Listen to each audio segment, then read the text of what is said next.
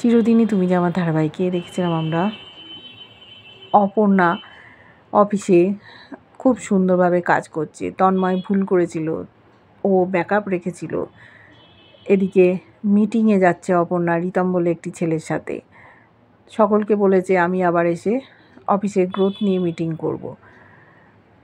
ওর dedication অনেক, সুন্দরভাবে কাজটা এগিয়ে নিয়ে যাচ্ছে। এদিকে মীরা তার মায়ের শ্রাদ্ধ বাসরে একা বসে আছে। কিঙ্কর সান্ত্বনা দিচ্ছে, অফিসে জয়েন করতে বলেছে, আর্যর সাথে দেখা হবে, কথা বলবে, অফিসে ওর কী আর প্রয়োজন আছে জানতে চেয়েছে। কিঙ্কর বলেছে কেন নয়, তুমি অফিসে চলো।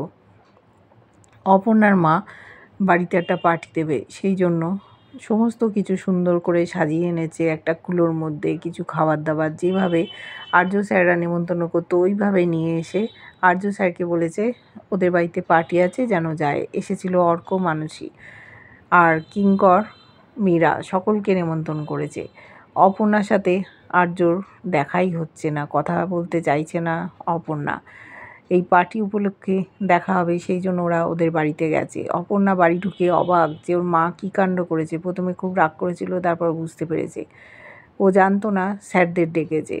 হঠাৎ করে দেখছে আর্য স্যার মুখোমুখি, তখন ও গান বাজিয়েছে কুছ না কহো। এইবার দেখব ওদের মধ্যে আবার মিল হয় কিনা।